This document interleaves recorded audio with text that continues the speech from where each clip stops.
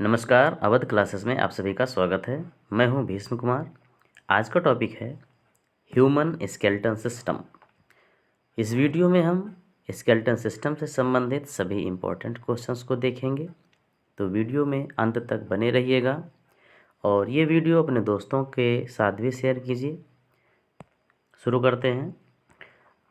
सभी आकशेरुकी जंतुओं में बाह्य कंकाल की उत्पत्ति होती है। किससे उत्पत्ति होती है? जो एक्सोस्केलेटन होता है इनवर्टिब्रेट्स का, ये किससे बनता है? एपिडर्मिस, डर्मिस, हाइपोडर्मिस या इनमें से कोई नहीं। तो इसका जो सही उत्तर है ये है एपिडर्मिस। जो इनवर्टिब्रेट्स होते हैं इनमें जो एक्सोस्केलेटन है वो एपिडर्मिस से बनता है। नेक्स्ट क्वेश्चन है, स्तनियों के रोम, नख मतलब नेल्स, हॉर्न्स, हूप्स आदि रचनाएं किस पदार्थ की बनी होती हैं? जो स्तनधारी हैं, मैमल्स जिनको कहते हैं, इनमें सींग, नाखून, बाल ये किससे बने होते हैं? काइटिन, केराटिन, सेलुलोज या मैनोज से? इसका सही जवाब है केराटिन। केराटिन एक प्रकार की प्रोटीन होती है। अगला क्वेश्चन है, किस जीव में अंतःकंकाल नहीं होता है, इंडोस्केलेटन नहीं होता है? फ्रॉग, ऑक्टोपस, पिजन या फिशेस? तो अंतःकंकाल किस में नहीं होता है? ऑक्टोपस का। ऑक्टोपस एक इनवर्टिब्रेट है जो संघ मोलस्का का सदस्य है। इसका शरीर काफ़ी बड़ा जरूर होता है लेकिन इसके अंदर अंतःकंकाल नहीं होता है। अगला प्रश्न है, मनुष्य में अंतःकंकाल बना होता है। मनुष्य में अंतःकंकाल किसका बना होता है?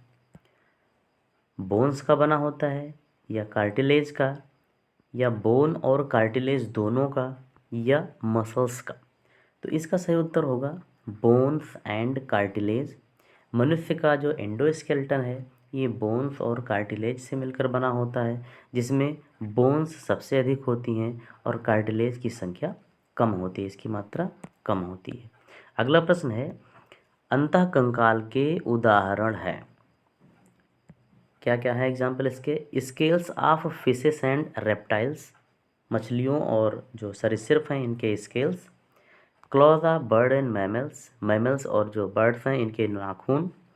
Spicules and fibres of sponges, sponge क्या होता है? संघ पोरिफेरा का सदस्य है, इसमें स्पेक्यूल्स पाए जाते हैं, कंटक पाए जाते हैं।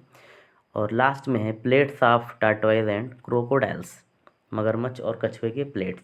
इसमें पूछ रहा है एंडोस्केलेटन के उदाहरण हैं, तो इसका सही जवाब है spicules and fibres of sponges. ये स्पंज के अंदर पाए जाते हैं जो इसको यांत्रिक सपोर्ट करते हैं, सहारा प्रदान करते हैं। जबकि स्केल्स, क्लॉज एंड प्लेट्स ये सब क्या हैं? बाह्य कंकाल हैं जिनको एक्सोस्केलेटन कहते हैं। नेक्स्ट क्वेश्चन है, कंकाल के अध्ययन को कहते हैं स्टडी ऑफ द स्केलेटन। तो कंकाल के अध्ययन को कहेंगे ऑस्टियोलॉजी। ऑस्टियोलॉजी, अस्थियों के अध्ययन को कहते हैं ऑस्टियोलॉजी। नेक्स्ट क्वेश्चन है, वयस्क मनुष्य के शरीर में कितनी अस्थियां होती हैं, कितनी बोन्स होती हैं? तो जो वयस्क मनुष्य होते हैं इनके शरीर में 206 अस्थियां होती हैं। अगला प्रश्न है, निम्नलिखित में अक्षीय कंकाल यानी एक्सियल स्केलेटन की अस्थि नहीं है। जो एक्सियल स्केलेटन होता है, मनुष्य में दो स्केलेटन होते हैं, एक एक्सियल होता है और दूसरा होता है एपेंडिकुलर। एपेंडिकुलर, तो इसमें पूछ रहा है कि एक्सियल स्केलेटन की अस्थि नहीं है। Hyoid bone, sternum, humerus and ribs. तो इसका सही उत्तर क्या होगा? इसका सही उत्तर होगा ह्यूमरस। ह्यूमरस हमारे हाथ की हड्डी होती है जो एपेंडिकुलर स्केलेटन में आता है, जबकि hide bone, sternum and ribs ये एक्सियल स्केलेटन में आती हैं। नेक्स्ट क्वेश्चन है, मनुष्य की खोपड़ी में कितनी अस्थियां होती हैं? स्कल में कितनी बोन्स होती हैं? मनुष्य के स्कल में होती हैं टोटल 22 बोन्स। स्कल में क्या किया जाता है? क्रेनियम, क्रेनियम और इसके साथ साथ फेस आ जाता है, चेहरा आ जाता है। तो क्रेनियम में होती है कुल मिला के 8 हड्डियाँ और फेस में होती हैं 14 हड्डियाँ। तो दोनों मिला के 22 हड्डियाँ स्कल यानी खोपड़ी में पाई जाती है। अगला प्रश्न है, किस अस्थि में सेलाटर्सिका नामक गर्त पाया जाता है? सेलाटर्सिका नामक गर्त किस में पाया जाता है? कौन सी अस्थि होती है? Parietal, temporal, sphenoid and ethmoid bone.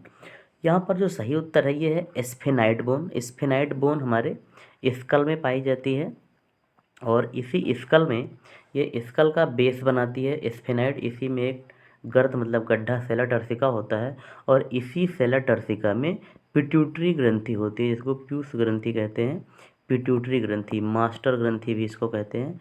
Pituitary ग्रंथि सेलाटर्सिका नामक गर्त में, गड्ढे में पाई जाती है और ये गर्त होता है स्फेनाइड बोन में और स्फेनाइड बोन पाई जाती है स्कल में।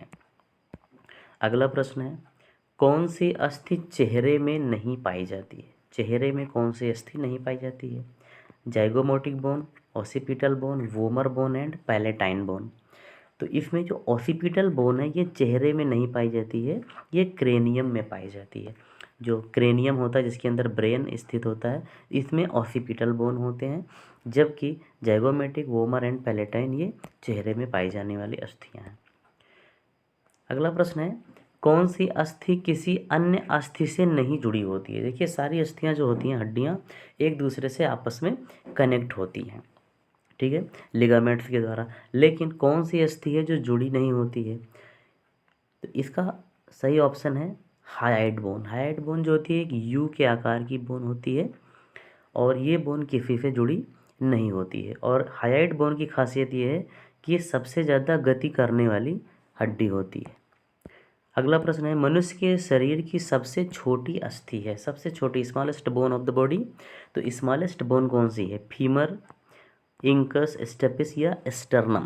तो स्मॉलेस्ट बोन होती है स्टेपिस। स्टेपिस बोन सबसे छोटी अस्थि होती है जिसको ईयर ऑसिकल्स भी कहते हैं। क्या कहते हैं? Ear ossicles. ये कर्ण अस्थियां होती हैं, ठीक है, कान में पाई जाती हैं, इसको ईयर ऑसिकल्स कहते हैं और स्टेपिस सबसे छोटी बोन होती है। अगला प्रश्न है, वयस्क मनुष्य के कशेरुक दंड में कितनी अस्थियां होती हैं? जो वयस्क मनुष्य का वर्टिब्रल कॉलम है, वर्टिब्रल कॉलम, इसमें कितनी अस्थियां होती हैं? इनमें अस्थियों की संख्या होती है 26 अस्थियां इसमें होती हैं, जबकि जो बच्चे होते हैं उनमें 33 बोन्स होती हैं, ठीक है। अगला प्रश्न है, कशेरुक दंड की प्रथम कशेरुका, फर्स्ट वर्टिब्रा को कहते हैं।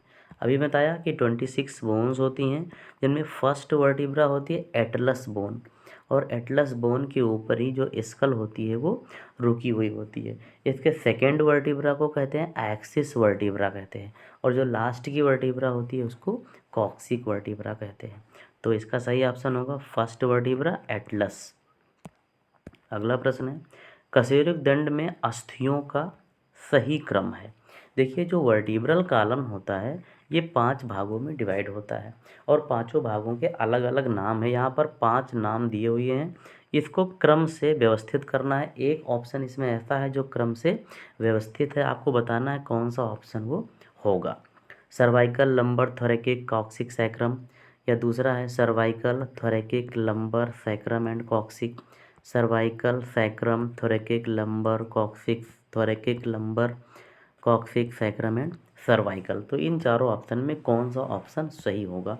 तो इसका जो सही उत्तर है ये है cervical, thoracic, lumbar, sacrum and coccyx. ये सही क्रम में है क्योंकि सबसे ऊपर सर्वाइकल बोन होती है, इनमें 7 हड्डियाँ होती है, थोरैकिक में 12 हड्डियाँ, लंबर में 5 हड्डियाँ, सैक्रम और कॉक्सिक में एक एक हड्डी होती है और सभी को मिलाएंगे तो 26 बोन्स हो जाएंगी।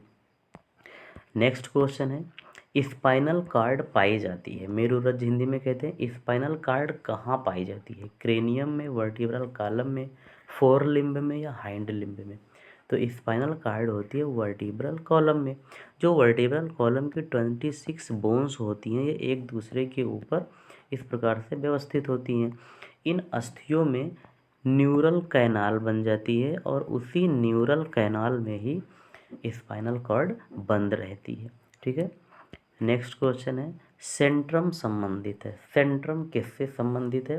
तो सेंट्रम संबंधित है वर्टिब्रा से, ठीक है। वर्टिब्रा में सेंट्रम कहाँ होता है, जो वर्टिब्रा का मुख्य भाग होता है उसे सेंट्रम कहते हैं, जबकि इस वर्टिब्रा से स्पाइंस निकले हुए होते हैं। अगला प्रश्न है, निम्नलिखित में कौन सा विकल्प गलत है?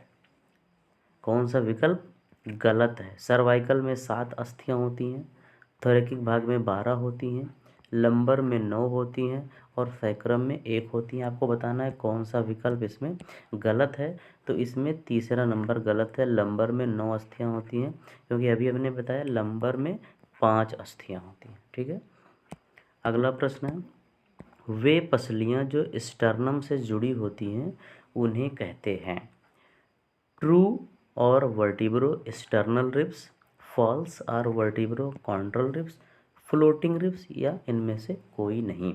तो इसका सही उत्तर क्या होगा? इसका सही उत्तर होगा ट्रू रिब्स या वर्टिब्रो स्टर्नल रिब्स। ऐसी अस्थियाँ जो स्टर्नम से जुड़ी होती हैं उनको कहते हैं वर्टिब्रो स्टर्नल रिब्स और इनकी संख्या होती है 7। अगला प्रश्न है, ट्रू रिब्स की संख्या कितनी होती है? तो सबको पता चल गया होगा, ट्रू रिब्स की संख्या होती है 7 जोड़ी। ठीक है। अगला प्रश्न है, मनुष्य में पसलियों की संख्या कितनी होती है? रिब्स की संख्या कितनी होती है? तो मनुष्य में होती हैं 12 पेयर रिब्स होती हैं, 12 जोड़ी पसलियाँ होती हैं, जिनमें 7 जोड़ी पसलियाँ क्या होती हैं? ट्रू रिब्स होती हैं। ठीक है।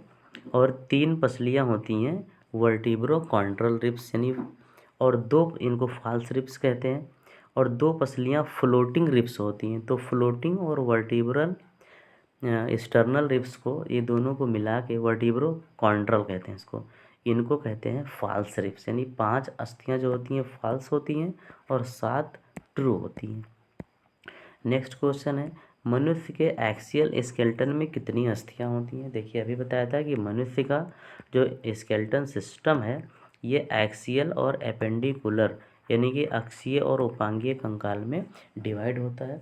तो एक्सियल में कितनी होती हैं? एक्सियल में 80 बोन्स होती हैं, 80 अस्थियाँ होती हैं, जबकि एपेंडिकुलर में 126 अस्थियाँ होती हैं, और 80 और 126 को जोड़ेंगे तो 206 अस्थियाँ आएगी, यानी कि मनुष्य में टोटल 206 अस्थियाँ होती हैं। अगला प्रश्न है, मनुष्य के उपांगीय कंकाल में कितनी अस्थियाँ होती हैं? आप सभी को मालूम हो गया होगा कि उपांगीय कंकाल में 126 हड्डियाँ होती हैं। अगला प्रश्न है, सुमेलित करना है इसको, इसको मिलाना है, इसमें कोई ऑप्शन नहीं है। एक तरफ ऑर्गन्स के नाम बताए गए हैं और दूसरी तरफ नंबर ऑफ बोन्स बताए गए हैं कि वहाँ पर कितने बोन्स पाए जा रही हैं। ठीक है। तो ये स्ट्रक्चर क्या है? Pectoral girdle, four arm, wrist, palm and phalanges. तो इसको सुमेलित करते हैं। पेक्टोरल गर्डल में कितनी अस्थियाँ होती हैं? 2 अस्थियाँ होती हैं पेक्टोरल गर्डल में। ठीक है। जो फोर आर्म होते हैं, फोर आर्म में कितनी अस्थियाँ होती हैं? 4 अस्थियाँ होती हैं। ठीक है। रिस्ट में कितनी अस्थियाँ होती हैं? रिस्ट में होती हैं 10 अस्थियाँ। सॉरी, रिस्ट में 10 नहीं होती हैं, ये गलत हो गया। रिस्ट में होती हैं 16 अस्थियाँ। पाम में कितनी होती हैं? 10 अस्थियाँ होती हैं। और फैलेंजेस में होती हैं 28 अस्थियाँ। ठीक है। ये कलाई है, कलाई में होती हैं 16 हड्डियाँ, 8-8 की 2 सीरीज होती है। हथेली में 10 अस्थियाँ होती हैं। ठीक है, जिसको कहते हैं मेटाकार्पल्स। और फैलेंजेस में होती है, जो उंगलियां होती हैं वो 28 होती हैं। फोर आर्म में 4 अस्थियाँ होती हैं, एक होता है रेडियस, दूसरा आल्ना। चूँकि 2 फोर आर्म्स होते हैं तो रेडियस आल्ना 2 सेट हो गया 4। और पेक्टोरल गर्डल में 2 अस्थियाँ होती हैं। कौन कौन सी अस्थियाँ होती हैं? Scapula and clavicle. नेक्स्ट है, पेक्टोरल गर्डल में कौन सी 2 अस्थियाँ होती हैं? पेक्टोरल गर्डल अभी बताया है, पेक्टोरल गर्डल में कौन सी 2 अस्थियाँ होती हैं? क्लेविकल एंड स्कैपुला होती है। ठीक है। जबकि स्टियम प्यूबिस पाई जाती है पेल्विक गर्डल में। मानव के एक पक्षपाद में कितनी अस्थियाँ होती हैं? पक्षपाद मतलब जो हैंड लिम्ब होता है या पैर कह सकते हैं। पैर में कितनी अस्थियाँ होती हैं? एक पैर में पूछ रहा है, एक पैर में होती हैं 31 अस्थियाँ होती हैं, दोनों पैर में 62 होती हैं। इसी प्रकार से हाथ में कितनी होती हैं?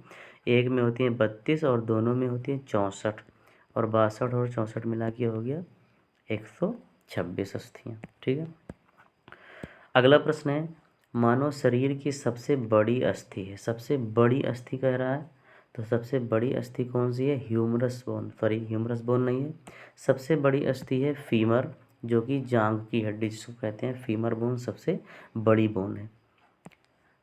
अगला प्रश्न है, मनुष्य के शरीर की सबसे मजबूत अस्थि है, स्ट्रॉन्गेस्ट बोन कौन सी है?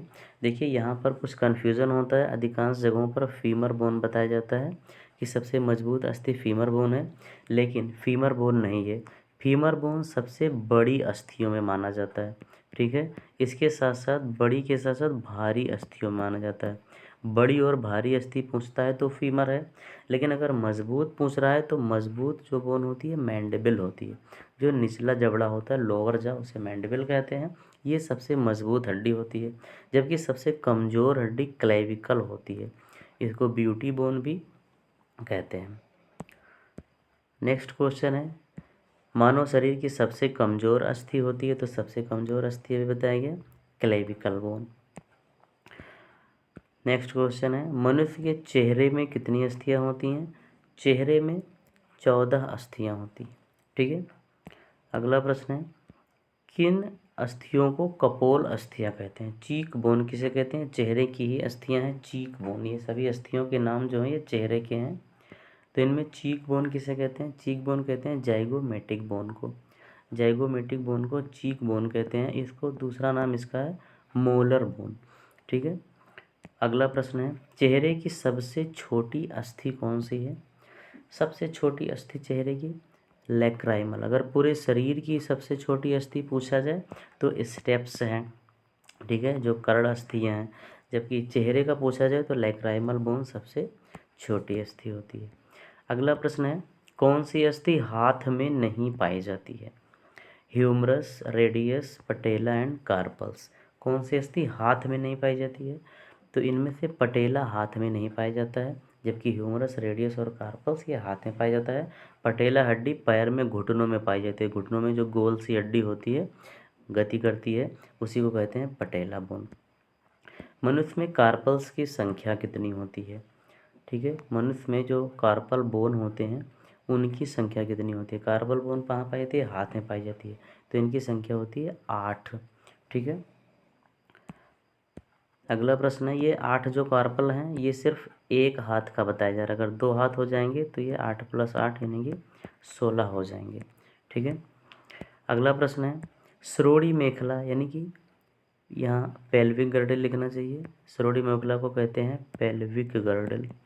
पेल्विक गर्डल में कौन सी अस्थियाँ होती हैं? यहाँ पर 3 अस्थियों के सेट हैं, tibia, fibula, patella, ischium, ilium, pubis, scapula, clavicle, sternum. तो कौन सी जो अस्थियां हैं, कौन सा सेट है जो श्रोणि मेखला यानी कि पेल्विक गर्डल में होती है?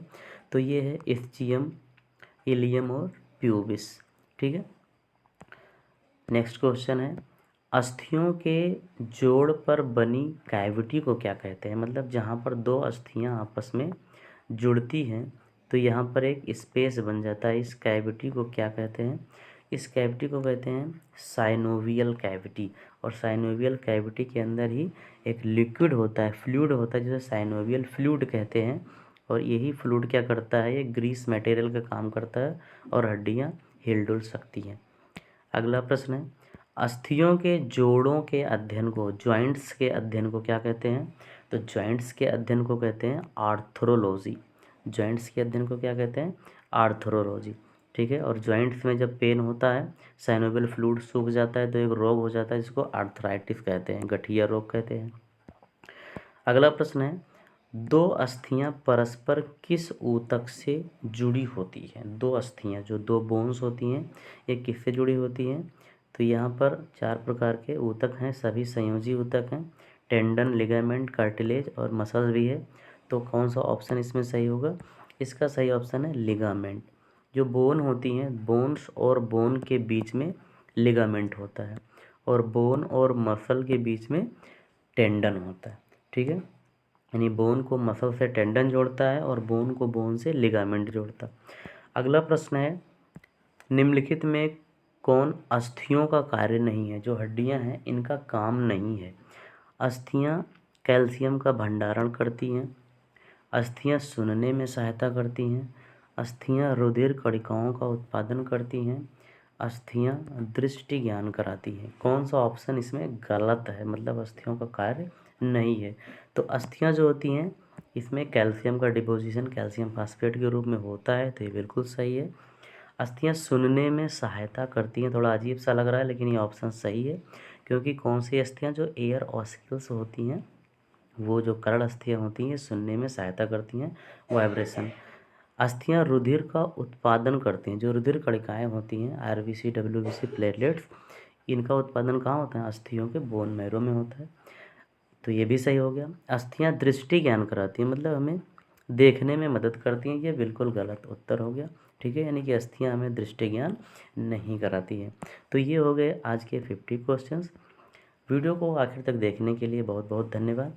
अगर वीडियो आपको अच्छा लगा हो तो वीडियो को लाइक कीजिए, अपने दोस्तों में शेयर कीजिए, और अगर आप चैनल पे नए हैं तो चैनल को सब्सक्राइब भी कीजिए, बेल आइकन दबाइए ताकि आने वाली वीडियो का नोटिफिकेशन सबसे पहले आपके पास मिले। मिलते हैं अगले वीडियो में। नमस्कार।